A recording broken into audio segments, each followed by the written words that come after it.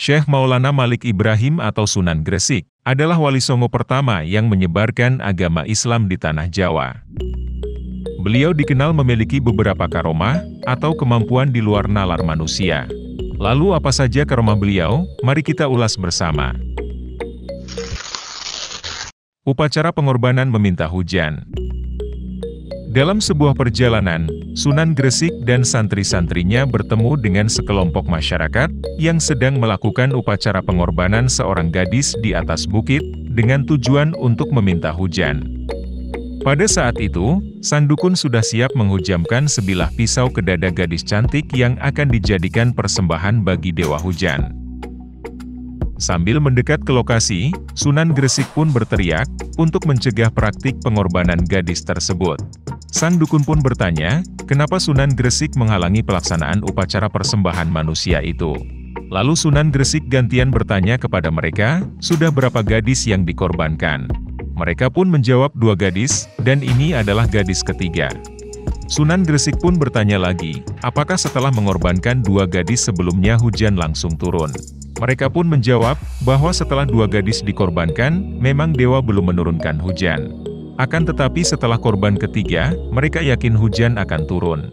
Sunan Gresik pun dapat memahami permasalahan mereka, di mana hujan tak kunjung turun di daerah tersebut, membuat masyarakat kelaparan dan sengsara. Maka mereka terpaksa melakukan upacara pengorbanan manusia seperti itu. Karena itulah satu-satunya cara yang mereka ketahui, untuk dapat mendatangkan hujan. Lalu Sunan Gresik pun bertanya kembali, jika hujan turun, apakah mereka akan melepaskan gadis ini? Lalu mereka menjawab, bahwa mereka akan melepaskan gadis tersebut, karena yang mereka inginkan hanyalah hujan. Sholat Istisqa. Setelah itu, Sunan Gresik dan para santrinya menjalankan sholat istisqa untuk minta hujan. Dan berkat rahmat Allah hujan pun turun dengan derasnya. Orang-orang yang menyaksikan kejadian tersebut pun menjadi takjub dan bahagia. Dianggap titisan dewa. Di luar dugaan Sunan Gresik, bahwa setelah hujan turun dan masyarakat pun bahagia, mereka kemudian malah bersujud, karena menganggap bahwa Sunan Gresik adalah titisan dewa. Dengan segera Sunan Gresik langsung mencegah dan menyuruh mereka bangkit. Lalu beliau menjelaskan kepada mereka, bahwa apa yang mereka lihat bukan karena kemampuan beliau, akan tetapi semata-mata karena rahmat Allah Subhanahu wa Ta'ala. Tertarik masuk Islam.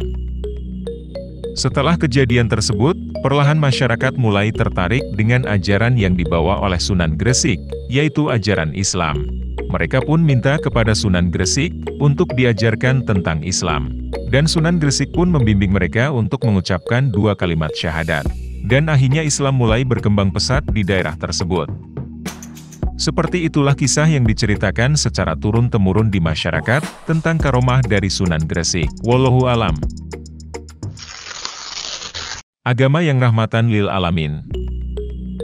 Yang dapat kita teladani dari kisah ini adalah, Sunan Gresik menyebarkan Islam dengan cara yang halus dan tanpa paksaan.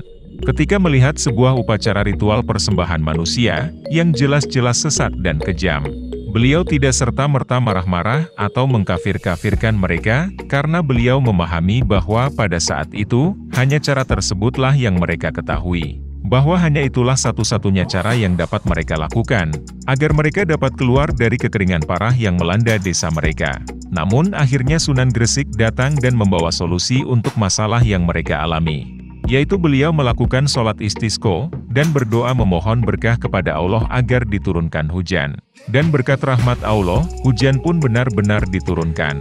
Sehingga masyarakat pun menyadari bahwa ajaran Islam memiliki solusi dan membawa kedamaian. Sehingga mereka tidak perlu lagi melakukan pengorbanan gadis kembali. Dan perlahan mereka mulai tertarik untuk memeluk Islam juga.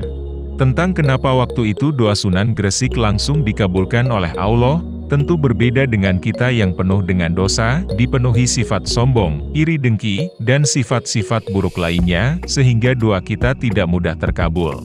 Akan tetapi jika yang berdoa adalah seorang wali kesayangan Allah seperti Sunan Gresik, tentu berbeda ceritanya. Kemungkinan akan lebih mudah terkabulkan. Wallahu alam. Bagaimana pendapat kalian tentang karomah Sunan Gresik ini? Silahkan tuliskan pendapat kalian di kolom komentar. Dan kalau kalian suka video ini jangan lupa like, share, dan subscribe, agar kalian tidak ketinggalan dengan video-video kami berikutnya. Sampai ketemu lagi di video Ikin Production selanjutnya.